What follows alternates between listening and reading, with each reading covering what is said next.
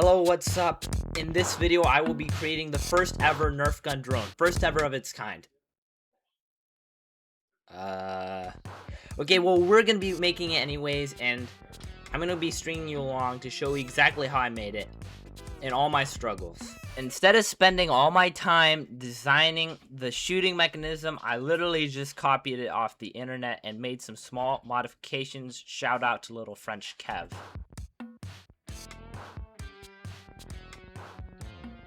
By far, the software is what took way too much time, but now we can have this. By the way, if the flight controller looks alien to you, it is because it is a homemade flight controller using the Arduino running on the Multi-Wii firmware. And yes, I know Multi-Wii is super old and obsolete.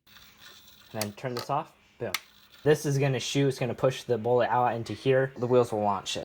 To control the servo in Multi-Wii, I had to directly edit the firmware, and I couldn't just use the servo library because it interfered with Multi-Wii's timers, so instead I reused Multi-Wii's existing servo code. Now we gotta move to moving these brushed wheel motors, which are right here. And so I'll probably need an ESC for that, or maybe I'll make my own with some MOSFET. Our homemade ESC looks like this. It's just a MOSFET, resistor, Schottky diode. Yeah, it's tipping forward because of the weight. I need to get angle mode, which never worked on this, so I'm kind of screwed. Before changing the flight controller, I should have just first changed the weight distribution. I mean, you can tell all the weight's in the front. It's gonna lean to the front, right? But in the long run, a modern flight controller is the way to go. It's going to give me so many more features, make things so much more easier.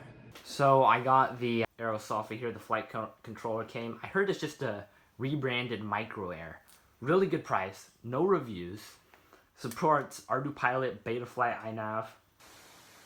Looks exactly like on the photos. It came with rubber grommets for anti-vibration and connectors. Feels so bad to cut off all these wires because this is so much effort, bro.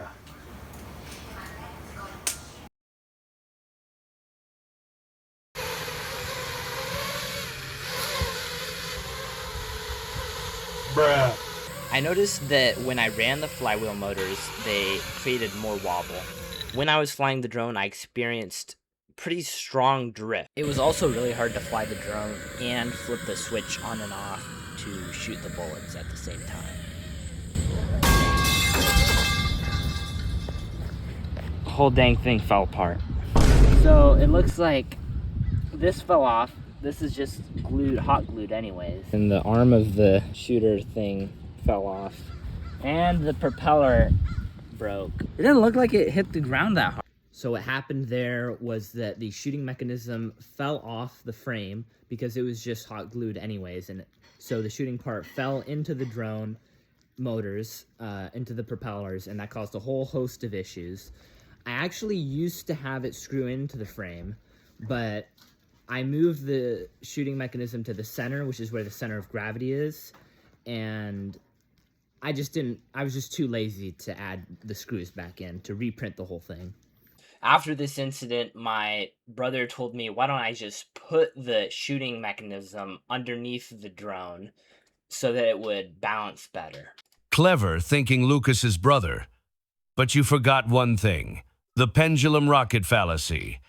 This idea even fooled the great Robert Goddard, who was known for his exquisite beard. Okay. Maybe not.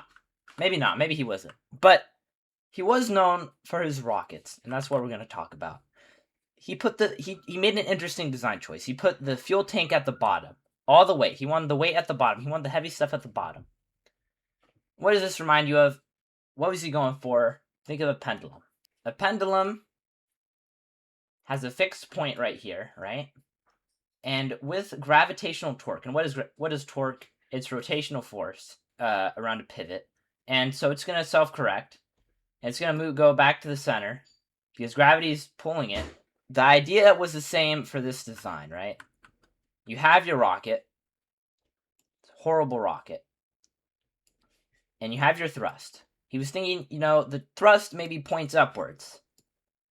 Gravity always points down. And of course, you got your drag force. This is incorrect. The thrust vector does not point straight up. It points with the rocket, of course. Where else? Gravity is going to act on the whole thing, and so there's not going to be any correcting force. There's not any torque that's going to occur that magically self-corrects the rocket. So you might as well put the engine down at the bottom where it is most convenient, because the weight distribution won't actually affect anything. There's no pendulum effect. The real solution to the stability issues are do pilot with loiter mode, which uses GPS, compass, and a barometer to hold steady.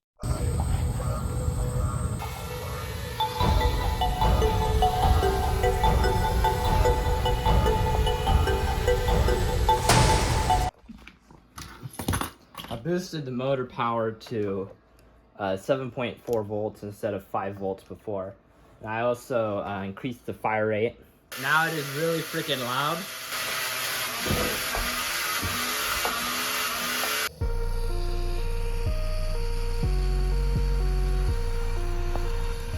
Ah! That actually hit me. Yo, chill. Oh my god. Oh, oh, oh, oh my god. Yo. These videos take a long time to make, so if you did enjoy the video, don't forget to subscribe and hit that like button. I'll see you in the next video. Thanks.